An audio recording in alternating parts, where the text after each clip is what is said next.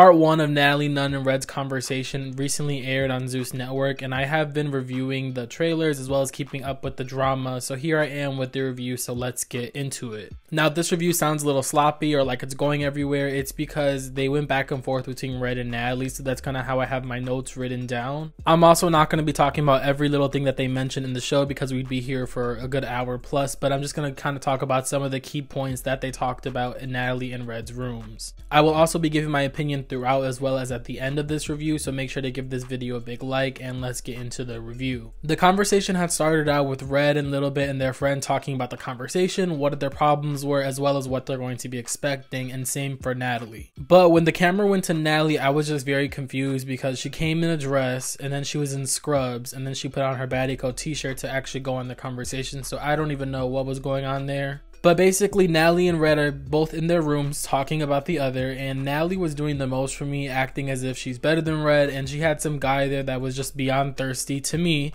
to be on camera, but that's just my opinion. Like I said, Natalie was talking down on Redd a lot, but when they came to Redd's room, she was actually giving Natalie her props, saying that Natalie is a good businesswoman, but she's just a bad person. So it was actually interesting for me to see Redd giving Natalie her props and being a bit more fair going into the conversation, whereas Natalie was acting as if she's too booked and busy to be on the conversation. But let's be real, Natalie was practically begging anybody to do the conversation with her, and everybody turned it down besides Redd. Redd might have needed Natalie to get on Zeus Network, but Natalie needed Redd just as much to get on the conversation. Multiple bad girls have said that Zeus has reached out to them to do a conversation with Natalie, they've just all declined.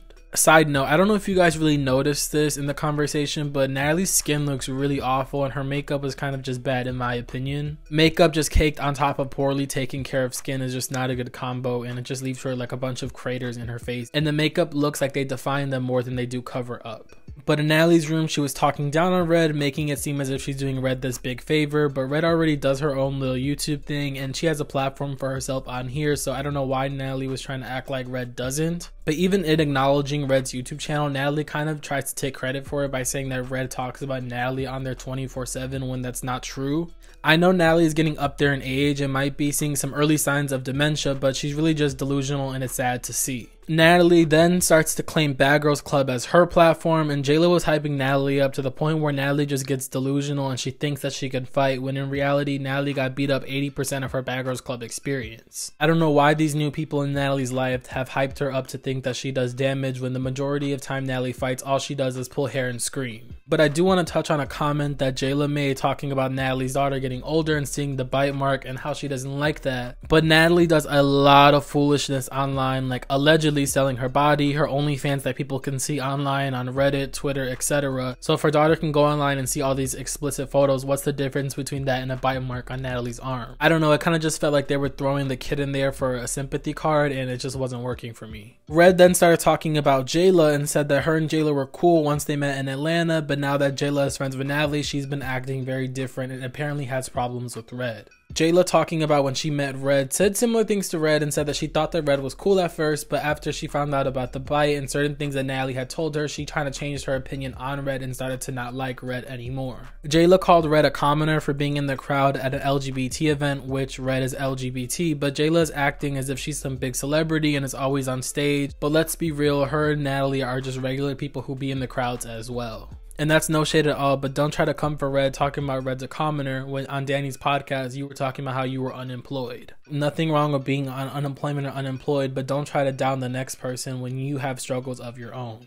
Redd kind of started to get on my nerves a little bit because she started pulling out receipts from Natalie from like 7-8 years ago where Natalie was being nice in her face, saying she can't wait to meet Redd, etc. I personally thought that was kind of pointless because the screenshots were from before they got on Bad Girls Club season 13, so obviously Natalie's opinion changed after filming when they got into it. But I guess Redd was just trying to use those to show how Natalie was being fake even in that moment. Natalie to me on this is pretty upsetting, and it's kind of hard to watch her be this delusional and act like she's this big celebrity or as if she's in high demand when really only Zeus cares for her. Before Zeus, Natalie really wasn't booking any TV gigs like that, so for her to constantly bring up how Redd was banned from TV, Natalie, you weren't banned and you haven't really been booking anything before Zeus, so I don't really understand what's the purpose in bringing that up. Natalie then says that Redd has no room to talk about looks, but I'm sorry, Redd ate Natalie down this conversation. And that's just in my opinion. Let me know what you guys think about that down below. But after all their talking, the conversation is finally ready to take place, and Redd heads downstairs, and she really doesn't want to sit down and tells the producers that she'll stand because she's been sitting all day.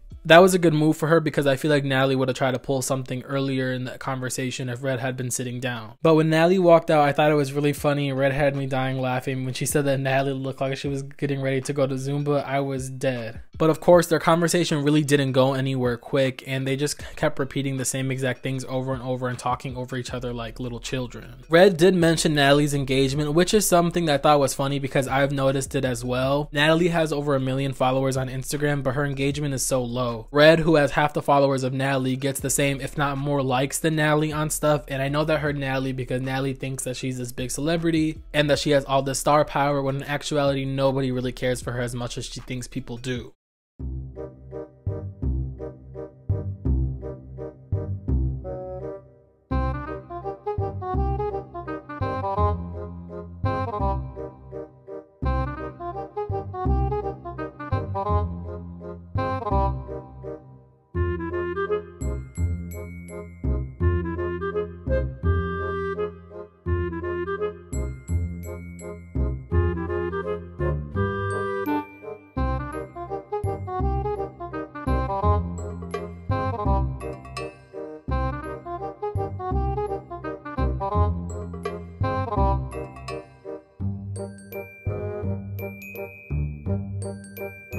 Natalie then starts to tell Redd that she's always up and down her city in Atlanta, and Redd starts to get upset and says that she doesn't really claim Atlanta like that and that she's from Lauderdale. Natalie then brings up again how Redd is banned from TV and how Redd is even lucky to be there, but again, Zeus is not a TV network. Zeus is an app. Zeus is a subscription-based platform that people pay for. It is not TV. Being on TV means you're on television. Zeus Network is not on television. It's not on a channel. That's what TV is. Zeus Network is a subscription-based platform that people pay to see, like OnlyFans. Natalie then again tries to make it seem as if Redd's YouTube is all about Natalie, which is just false in so many different ways. Natalie is always trying to take credit for something that she has nothing to do with, like Redd's YouTube channel. Natalie just can't take it that people are successful on their own without having to use her or Bad Girls Club. I don't know if she understands that people can make their own platforms and make their own money without mentioning her or Bad Girls Club, because Redd hardly ever even does that. I know Natalie always has to bring up Bad Girls Club and stuff to get attention, but a lot of the other bad girls don't need to do that, and they worked really hard on building their own platforms outside of BGC.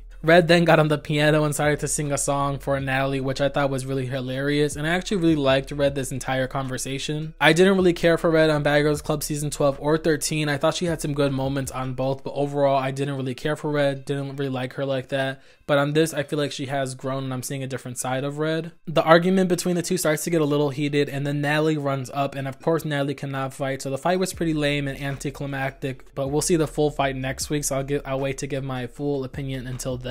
This whole entire conversation, Natalie really irritated me, and that's nothing new because lately she's just been getting more and more desperate to bring the Bad Girls Club back. It's a given that anytime there's a camera in front of Natalie, she will literally do anything for a few seconds of screen time, but it's just getting tired at this point. The episode just felt like it was going on forever, and I was kind of waiting for it to be over. The first part of this conversation was definitely a letdown. I'm hoping part 2 was a bit better, but I just felt as if they didn't even have much to talk about. The conversation just kept going in circles and it felt kind of burnt out to me. But overall, I felt like Redd was making a lot more valid points, whereas Natalie was kind of just lying and fabricating things to make herself look better or more important. But let me know what you guys think about this tea down below. Whose side are you guys on? Did you guys watch the conversation? Are you team Redd or team Natalie? Let me know. If you don't agree with me in my review, definitely let me know what you don't agree with down below. If you made it to the end of this video, be sure to give this video a like because you stayed to the end for a reason. Thank you guys so much for watching. See you in the next one. Bye.